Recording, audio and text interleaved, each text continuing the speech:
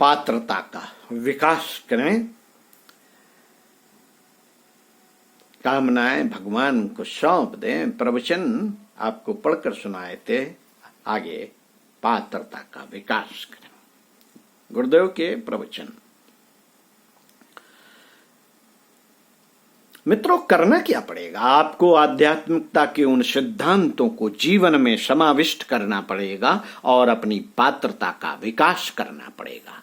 योग के लिए आपको अपनी पात्रता और प्रामाणिकता बढ़ानी चाहिए। स्वाति नक्षत्र में पानी की बूंदें सीप में गिरती हैं और उसमें मोती बनता है, हर जगह मोती नहीं बनता। आपको मोती वाली सीप बनना चाहिए और मुंह खोलना चाहिए ताकि स्वाति की बूंद आपके अंदर प्रवेश करने में समर्थ हो सके। बरसात होती है और किसी बर्तन में केवल उतनी ही मात्रा में पानी जमा होता है जितनी की उसके पास जगह होती है। आप अपने बर्तन का आकार बढ़ाइए ताकि भगवान की कृपा और भगवान का अनुग्रह और गुरु का आशीर्वाद आपके ऊपर छाया रहे और आप उसको हजम कर सकें तथा उसको धारण कर सकें। धारण करने की ताकत इकट्ठी होनी चाहिए। धारण करने की ताकत नहीं है और दुनिया भर से मांगते फिरते हैं, आप उसे रखेंगे कहां पर?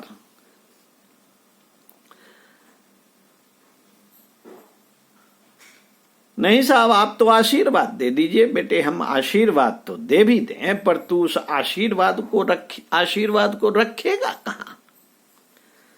उसे रखने के लिए तेरे पास जगह भी है या नहीं? नहीं महाराज जी, घी दे दीजिए।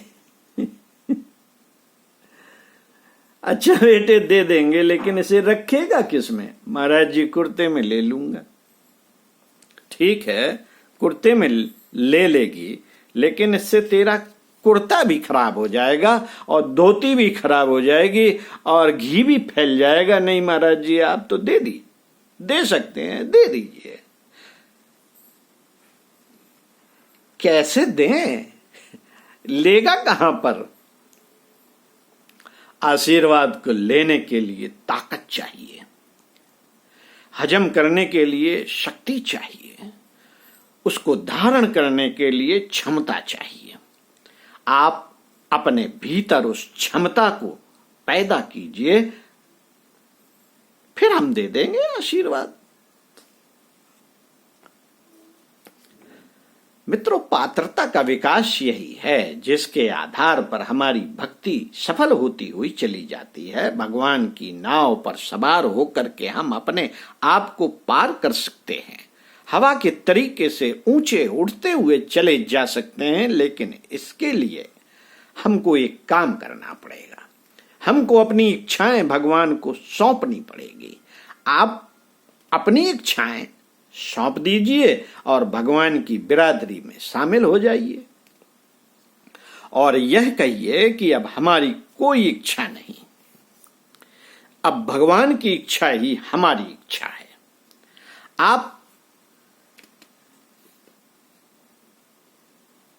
आप चलाइए। हम अपने जीवन की नीति का निर्धारण उसी तरीके से करेंगे। हम अपने विचारों का और दृष्टिकोण का नवीनीकरण इस तरीके से करेंगे जैसे भगवान की, शास्त्रों की, आदर्शों और सिद्धांतों की प्रणाली है। बेटे, हमने यही किया है। हम योगी हैं। कौन सा योग करते हैं? बेटे, हम शीर्षासन करते हैं। अच्छा, तो गुरुजी आप शीर्षासन में सिर के बल चलना शुरू कर देते हैं? नहीं बेटे, ऐसे तो नट करता है तो फिर आप नाक में से पानी निकालते हैं। नहीं बेटे, तो फिर आप कैसे योगी हैं? बेटे, हम ऐसे योगी हैं कि हमने अपने गुरु को भगवान माना और उनसे यह कहा कि आप हुक्म दीजिए और हम आपके साथ साथ चलेंगे। सारी जिंदगी भर 50 वर्ष हो गए। 15 वर्ष की उम्र से लेकर के आज 67 उम्र की उम्र तक हमारे मन में दूसरा कोई ख्याल नहीं आया। एक ही ख्याल आया कि उत्तर की तरफ मुंह करके यह पूछते हैं कि हमारे मार्गदर्शक, हमारे मास्टर हुक्म दें ताकि हमारी बची हुई हड्डियां, बचा हुआ मांस, बचा हुआ रक्त, बचा हुआ धर्म और हमारी क्षमताएं आपके काम आ सकें और हम आपके हुक्म के लिए काम आ सके। इसके अतिरिक्त हम और कुछ नहीं सोचते। मित्रों, उसका परिणाम क्या हुआ? उसका परिणाम यह है कि उनकी शक्तियां, उनकी सामर्थ्य, उनका तप, उनकी क्षमता हमारे पास असंख्य मात्रा में उमड़ती हुई चली आती है। हमने एक शेर अपना कमाया। हमने एक शेर अपना कमाया है जो 99 शेर गुरु का खाया है। हमने एक शेर अपना कमाया है तो 99 शेर हमने गुरु का खाया है। हमारा संबंध उसी रिजर्व बैंक से है। हमारे बैंक में तो पैसा रहता नहीं, लेकिन हम ड्राफ्ट कार्ड देते हैं, दूसरों को चेक दे देते हैं। कहां से पैसा आ जाता है? रिजर्व बैंक से आ जाता है। हमने अपने आप को रिजर्व बैंक में मर्ज कर दिया है। साथियों, रिजर्व बैंक हमारे क्रेडिट और डेबिट दोनों को संभालता है। इसलिए मित्रों, आप हिम्मत कीजिए। आप हिम्मत कीजिए, अपने कलेजे को कड़ा कीजिए, बहादुर बनिए और एक चीज त्याग दीजिए। क्या? जिसको इच्छा कहते हैं, कामनाएं कहते हैं, आप अपनी कामनाएं भगवान के ऊपर मत थोप दीजिए, मत थोप दीजिए। आप अपनी कामनाएं खत्म कर दीजिए और भगवान की कामनाओं को अपने रोम रोम में बसा कर ले जाइए।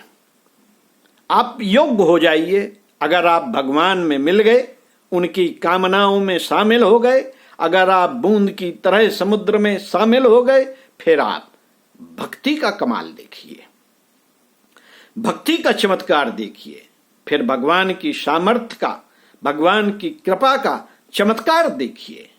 फिर योगाभ्यास का चमत्कार देखिए। योग ऐसा ही होना चाहिए, उल्टा चलने वाला, नाक में से पानी पीने वाला, पेट में से हवा निकालने वाला योगी नहीं है।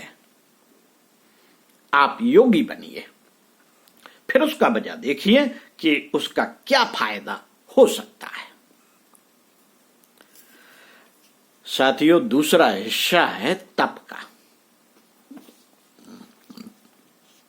पहला हो गया योग का, दूसरा हो गया तप का। तप किसे कहते हैं बेटे? तप उसे कहते हैं कि कुछ मुसीबतें तो हमारे भाग्यवश आती हैं, परिस्थिति वश आती हैं। कुछ मुसीबतें ऐसी होती हैं जिन्हें हम सिद्धांतों की वजह से, आदर्शों की वजह से अपने आप बुलाकर स्वीकार करते हैं। इसका नाम है तप। मुसीबतें किसके पास नहीं आती? बताना जरा। आप में से किसी के पास मुसीबतें आई हैं? हाँ महाराज जी, हमारे व्यापार में बहुत घाटा हो गया। आप में से इन मुसीबतों से कोई बचा हुआ है क्या? कोई एक भी आदमी बताए मुझे। कहा गया है रे मनुष्य वदति येति सुखम। अर्थात अरे मनुष्यो, किंचित तुम में से कोई एक आदमी भी ऐसा हो जो ये कह सकता हो कि हमने सारी जिंदगी सुख के साथ व्यतीत कर ली। आप में से कोई हो तो हमें बताओ। एक भी नहीं। हर एक के ऊपर मुसीबतें आती हैं, आएंगी और आनी चाहिए, क्योंकि सुख जहां हमें उन्नत की ओर ले जाता है, वहीं दुख और मुसीबतें हमें सावधानी की ओर ले जाती हैं, सतर्क बनाती हैं, मजबूत बनाती हैं, बहादुर बनाती हैं, हमारे ज्ञान और धर्म को सही करती हैं। दुख भी अपने आप में जरूरी है। शक्कर भी जरूरी है, नमक और मिर्च भी जरूरी है, बिना दोनों के साग नहीं बन सकता। मित्रों, दुखों की अपनी उपयोगिता है तो सुखों की अपनी उपयोगिता है। लेकिन जब हम दुखों को सिद्धांत के लिए, आदर्शों के लिए इच्छा पूर्वक स्वीकार करते हैं, जब हम उन्हें बुलाते हैं कि आप आइए आइए, हम सिद्धांत का जीवन जीना चाहते हैं, आदर्श का जीवन जीना चाहते हैं, तो हमें स्वेच्छा से गरीबी मंजूर करनी पड़ती है। गरीबी के बिना आध्यात्मिक जीवन प्रारंभ नहीं हो सकता। एक गरीबी थोपी हुई होती है और एक गरीबी इच्छानुकूल ली गई होती है। इसका क्या मतलब होता है? इसका मतलब होता है कि हम अपने आप में किफायत सारी बने, कम से कम में, न्यूनतम में जितनी भी हमारी आवश्यकताएं पूरी की जा सकती हैं उतने में पूरी करें। इसके बाद जो बाकी हमारे पास पैसा बच जाता है, श्रम बच जाता है, समय बच जाता है, अकल बच जाती है, उन सारी की सारी चीजों को बचत करने के पश्चात उसे भगवान के लिए लगाएं, समाज के लिए लगाएं, श्रेष्ठ कर्मों के लिए लगाएं। ये तप कहलाएगा। ये तप कहलाएगा। कैसे कहलाएगा? क्योंकि इसमें आपको मुसीबत उठानी पड़ेगी, अपने ऊपर को तंग करना पड़ेगा। आप किफायत सारी बनेंगे तो आपको तंगी आएगी कि नहीं? फिर आपको कैसे अच्छा खाना मिल सकता है? जब आपको यह मालूम पड़ेगा कि हम इस गरीब मुल्क में रहते हैं जिसमें मनुष्यों को दोनों वक्त का भोजन नहीं मिलता, फिर आप मक्खन की डिमांड नहीं कर सकते, दूसरी चीजों की डिमांड नहीं कर सकते। तप का आरंभ यहीं से होता है, जिसको हम भूखा रहने के माध्यम से शुरू कराते हैं। तप में क्या क्या नियम पालन करने पड़ते हैं? गायत्री अनुष्ठानों में हम आपको तप के नियम पालने के लिए कहते हैं। हम कहते हैं कि आप तपस्वी बनिए और तप करने के लिए छोटे छोटे नियम हम आपको बताए देते हैं। जीभ पर काबू रखिए, उपवास कीजिए, भूखे रहिए, ब्रह्मचर्य से रहिए, जमीन पर सोइए, अपने शरीर की सेवा स्वयं कीजिए। ये सारे के सारे तप के नियम हम आपको बताते हैं। इसका क्या मतलब है? इसका मतलब केवल इतना है कि हम मुसीबतों का स्वेच्छा से अभ्यास करें, तितीक्षा का हम स्वेच्छा से अभ्यास करें। अगर हमें गरीबी में रहना पड़े, कंगाली में रहना पड़े, किफायत सारी में रहना पड़े, तो हम कम खर्चे में भी काम चला सकें। तप यहीं से प्रारंभ होता है। तप का दूसरा पक्ष है सादा जीवन, उच्च विचार।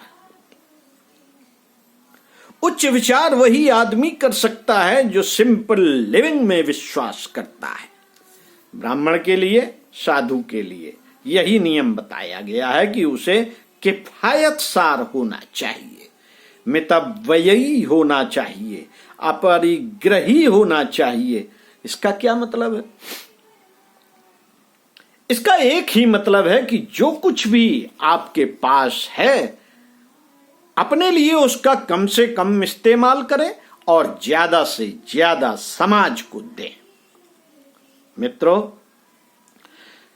तब वहां से प्रारंभ होता है जबकि हमको भिन्न भिन्न कामों के लिए कष्ट उठाने के लिए तैयार रहना पड़ता है। आपने देखा होगा कि अच्छे काम करने वालों को गालियां पड़ती हैं, समाज सुधारकों को रोज गालियां पड़ती हैं, स्वामी दयानंद को जहर खिला दिया गया, गांधी जी को गोली मार दी गई, श्री कृष्ण जी को तीर मार दिया गया। ये सब जिन्होंने समाज की विकृतियों से लोहा लिया,